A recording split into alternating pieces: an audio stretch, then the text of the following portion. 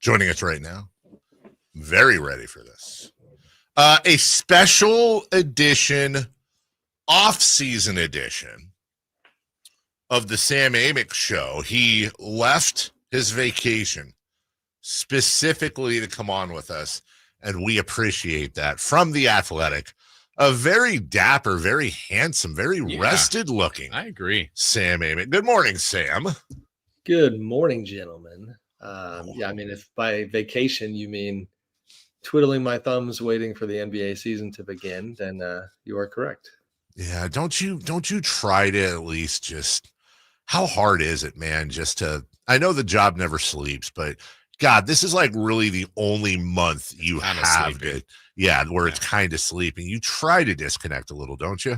No, I do for sure. What's funny, not to get in the weeds, but so my wife's a teacher, and so mid-July, when NBA media by and large truly disconnects in late July.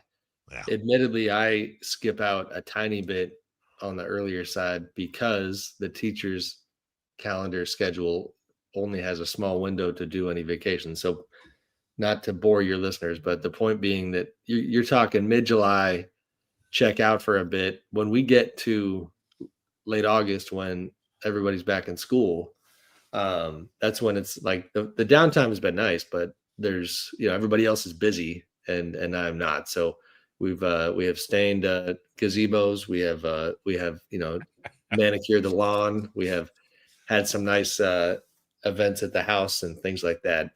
But I start getting itchy around this time of year. Last year I had the Olympics that obviously was a pretty heavy lift late in the summer, but no, it has been really nice. So it sounds like you're ready, Sam. So then all of a sudden a story like this, I ain't ready for this, Jay. I'm not ready for this. Well, but you were a little bit aware of this story. Is this true? Yeah, I mean, yes, I covered it heavily back in the day when Kawhi, and his free agency with the Clippers was a point of focus in the summer of 2019. And then this time around, yes, I heard rumblings that this, podcast and reporting from Pablo Torre was coming. But yes, it was a hell of a way to get jarred out of the late summer slumber. And I think it's important for context that Sam Amick works for The Athletic. Pablo Torre's first podcast for The Athletic was this podcast. So, hello, welcome to the team. Here's an explosion. And Sam, because we talk every week, in addition to talking off air, you know how obsessed I am with the politics of NBA media and the reporting and all the different relationships that happen. I'm not trying to get you to throw a competitor under the bus. That being said, I'll push forward. I was showing Jason today on ESPN.com, where I'll go to help prep the show sometimes. The very front page story was something about the Cowboys and NFL. Okay, fine. It's NFL opening day. And then on the right side where you have the list of stories, I kept going down the list. Oh, U.S. Open. Here, this happened. Angel Reese apologizes to her teammates. Bob Melvin ejected from whatever. You have to go to the NBA subsection in order to find the Kawhi story, which, by the way, Pablo Torre was attributed not with The Athletic, but as a former podcaster Pablo Torre, a former ESPN contributor, was there was no athletic attribution whatsoever. Now, I understand competitors, but Sam, how political is this story for much of the media that relies on relationships and also business relationships with the NBA? Is this one of the stories that a lot of people are going to stay hands off from? I hear you on all that. Honestly, I'm not mad about it. The Athletic thing, just to be clear, is his podcast is produced by Meadowlark Media, and the deal with the Athletic is to distribute. Okay. And so, in the interest of being on the right side of company policy here, the Athletic and the New York Times did not have any part in the editorial process. This was his production. Gotcha. And that's Dan Le Batard's outfit, right? If I'm right. Yes. John Skipper. Okay. Yep. So, it's 7-month investigation on Pablo's part, as he has indicated. To your general question about how the media is going to handle this story, I don't It is a strange one. Like when, not go down memory lane real quick, when 2019 in December, I finally dropped this story about how looking back at the previous summer, about how when Kawhi Leonard and his uncle and his top representative Dennis Robertson, Uncle Dennis, had made the free agency rounds, that they made just a series of requests that if these teams, namely the Clippers, Lakers, and Raptors, had granted the request, it would have been well outside the lines of salary cap rules and major league infractions. And it was everything from we need a free house to we need a private plane that we can access all the time. We want a guaranteed amount of money of endorsement, off-court money, things like that really typically don't get asked for. The point is that I was shocked, and still am at the time, that more people didn't jump on the story. Now, granted, I didn't finally write something until you're talking 5 months after free agency. Sure. It took me that long to confirm some of the stuff. And I had framed it around a Clippers-Lakers kind of rivalry game. So, I mean, I went the long-winded route. Do I think that NBA media, and even at times myself, is guilty of not, jumping into the nitty-gritty? And especially, listen, Pablo filing through, Chapter 11 bankruptcy documents and connecting dots between Kawhi's arrangement with this team sponsor and Steve Ballmer's relationship. That is, that's old school sleuthing. And we'll see where it leads, but it's good work. And yeah, it's, a lot of the media is not going down those roads for sure. So let's kind of start with the NBA's angle on this, Sam. Obviously, it's a story that's out. I'm sure they don't love that it's out. They've saying they're going to do an investigation. What do you think Adam Silver and his office is thinking today? I don't know. I didn't get a great feel yesterday. They're being very close to the vest, not surprisingly. It does appear, that they were very surprised by the report. That surprises me a little bit because, the Clippers were given a heads up. A heads up is not the right way of putting it. The Clippers were contacted by Pablo and his team before his podcast came out and sent a series of questions.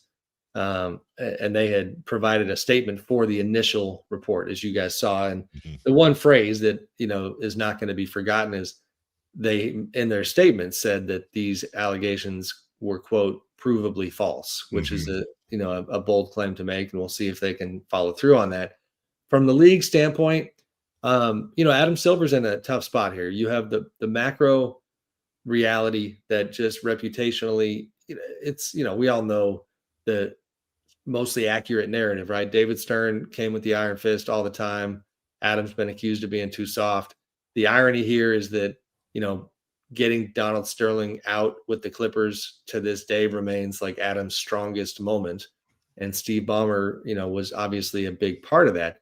Now, Steve Ballmer is not only the sixth richest man in the world, or at least in the top 10, but a guy who, independent of these issues, is a kind of a beloved member of the board of governors and a guy who is a net positive for the league and relationship wise, has a good rapport with Adam.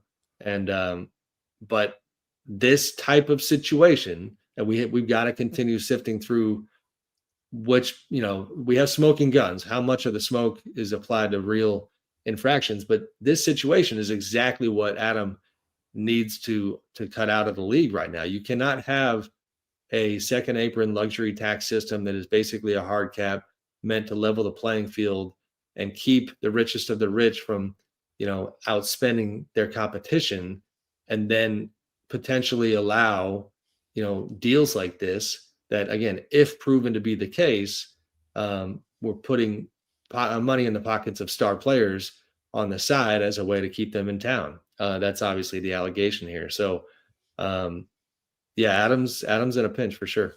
To your Ballmer comments, which all are obviously very, very true, that we talked about this earlier, Sam. I wonder if some of the politics of this internally, and this is just speculation, but I was saying to Jason, I remember talking a while back to one Eastern Conference owner who had mentioned that there were some ruffled feathers at Steve Ballmer building the Intuit arena, dome, whatever it is, with that $2 billion out of his own pocket, setting a precedent or at least giving ammo to other cities, and that these owners may want a lot of money out of. It's just not something that sat well with some of the ownership. Plus, small market owners, let's be honest, there's other teams that probably do this too, if we're being honest, that probably, again. But when it comes to those smaller markets that are obviously going to be pissed about this, Adam Silver works ultimately for ownership. And I don't think he has that same control over them David Stern did necessarily. But do you see him having carte blanche to be able to wield the hammer of justice in this one? Or is he going to have to deal with a lot of backroom stuff? I mean, there's always backroom stuff, and I have not certainly canvassed the entire league. Sure. So people that I've talked to, I ran into a fair amount of like, no, it's fine. Go ahead and pull the curtain all the way back on all of us, because this deal is not interesting. This is not normal. And what was highlighted, I mean, for me, I think it's probably a misstep on the Clippers' part in their statement last night. And I might write about this later in the day. They have a line that, and I don't have it in front of me, but basically says, player endorsement deals with a team sponsor are not abnormal or unusual in any way. Mm-hmm. Okay, fine. That is, to me, I clearly have teenage kids, but that's gaslighting. Right. Because you don't mention the part that it's a, 4-year, $28 million deal for literally nothing in return, no services provided. Mm-hmm.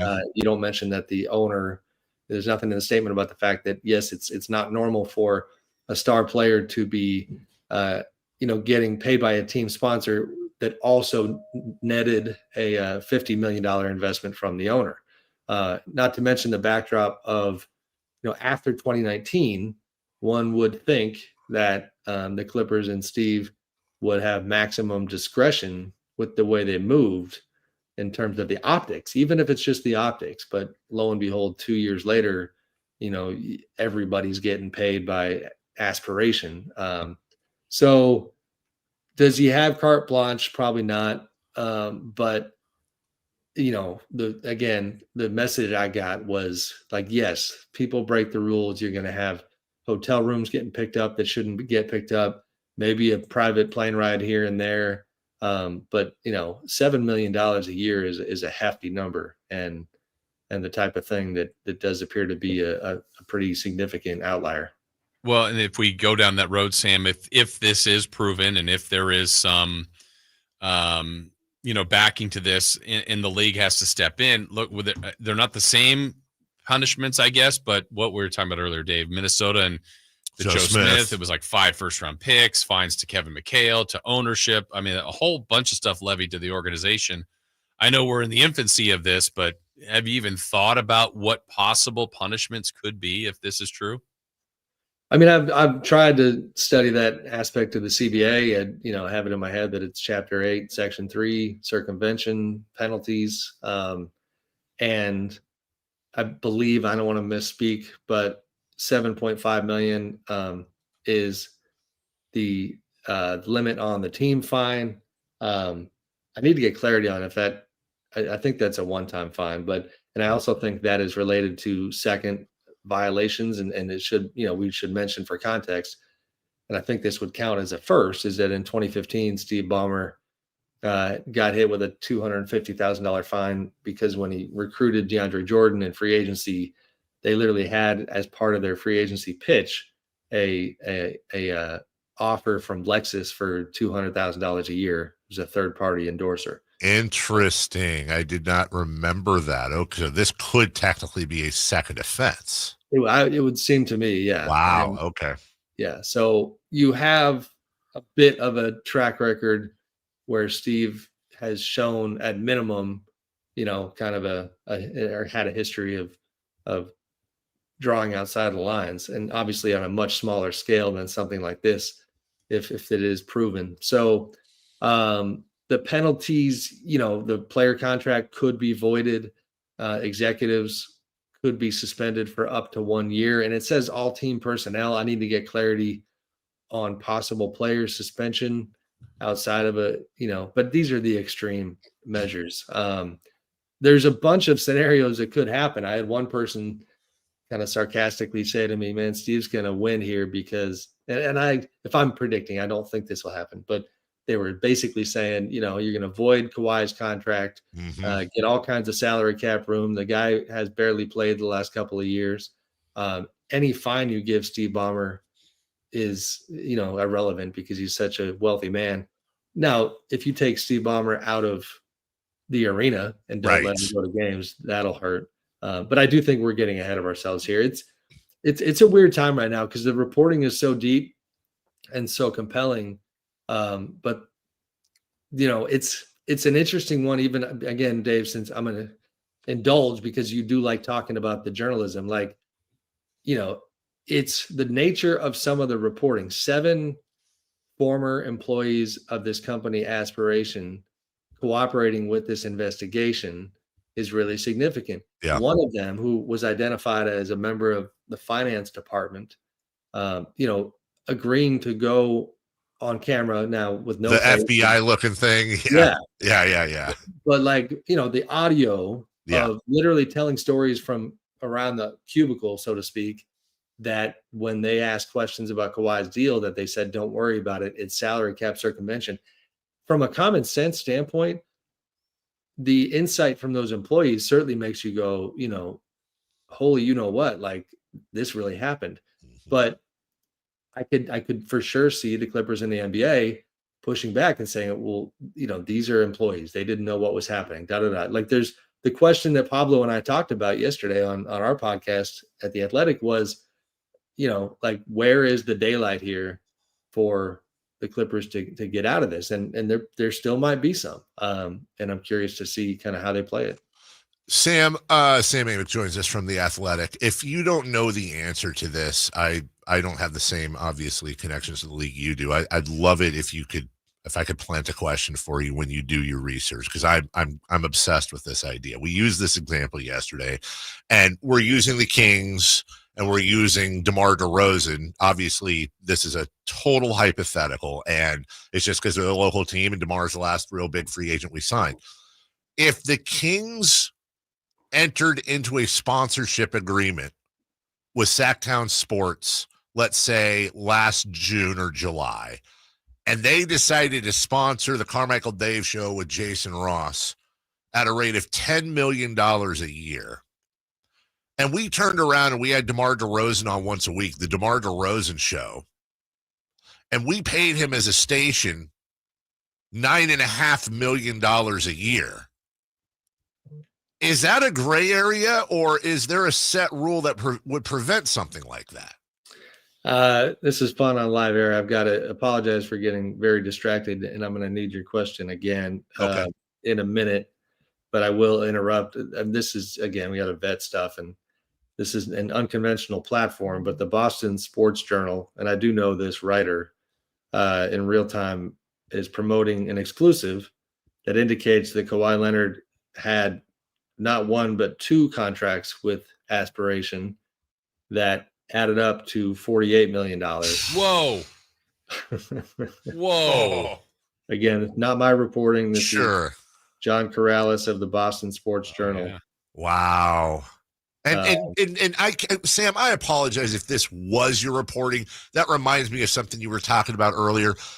Didn't Jeannie Buss go on record with somebody saying that the stuff Uncle Dennis was asking for, I don't know why I have 15 million in my head, but the stuff Uncle Dennis was asking for was either illegal or against NBA rules? Am I remembering this partially correctly? I don't know if she ever went on record. Okay. But I certainly reported about the stuff that she was asked. Maybe that's what it was. Yeah. 48 million now, maybe. Ugh. I mean, the one that is not germane to this saga, but is definitely illuminates the level of audacity from Uncle Dennis and Kawhi, was that literally asking for part ownership of each of these teams. And, the more specific anecdote I remember is that Dennis, and I already reported this, that he had asked Jeannie about the old deal with Magic Johnson when they gave Magic equity in the team. Mm. And basically he was like, well, Magic got it, so why can't we?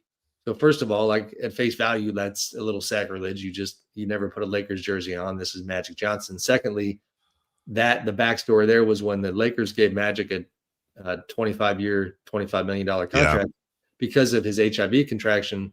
They weren't paying. They basically decided to turn the back end of that contract into equity.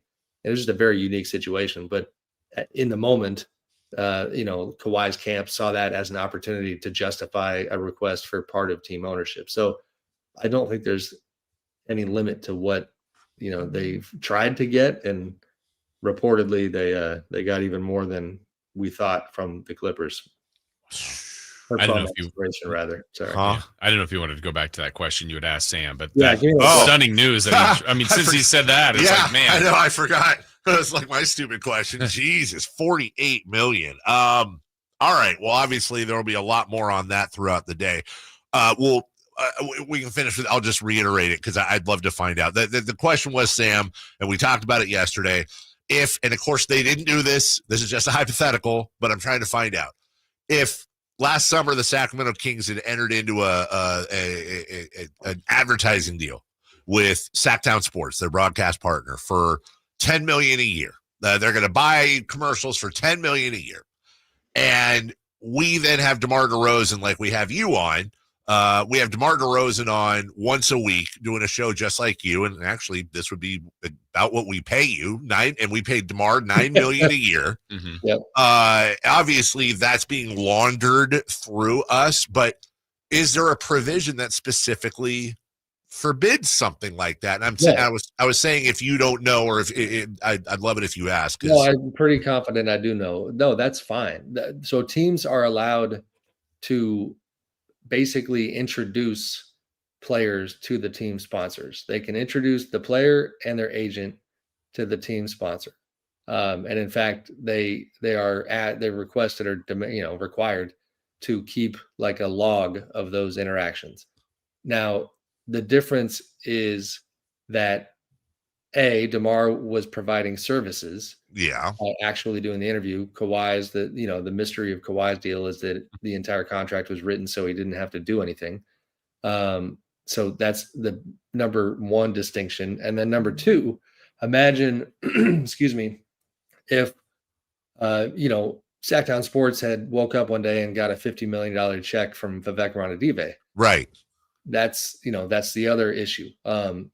There are specific rules about, like, I think you can have some money that is under the same roof, but it is a percentage question that I'm still trying to get to the bottom of. I think, 50 million, like the way it was put to me by somebody who knows this stuff really well was like, normally, even if there's any money from an owner and a player under the same roof with a team sponsor, the league would probably just call you and say, hey, so-and-so's got to get out. You can't be doing that.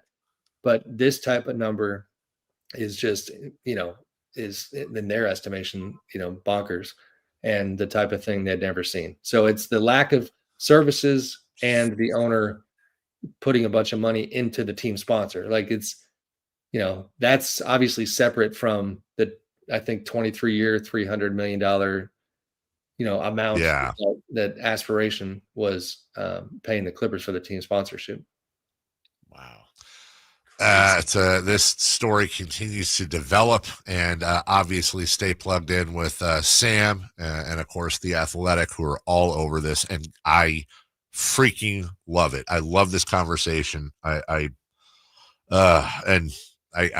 excited to see what's next, because I think this has been bubbling. A lot of the stuff's been bubbling for a while, and this is the tip of the iceberg. That's my opinion. Sam, continue to enjoy what little time off you have left. Soon enough, we will be talking about the Sacramento Kings and other more boring stuff. So we appreciate your time and coming out of your summertime freedom for us this morning.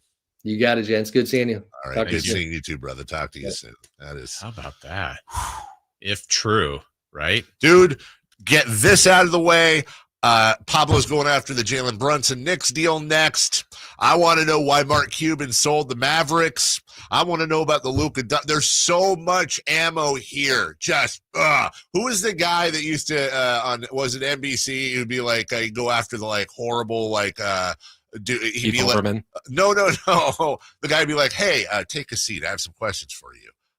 Chris Hansen. Yeah, I want Pablo Torre to be the Chris Hansen of the NBA. Just go, hey, Steve, have a seat. I've got some questions for you. We'll take a break. When we come back, 4 down territory. We'll continue in the AFC with our orders of finish.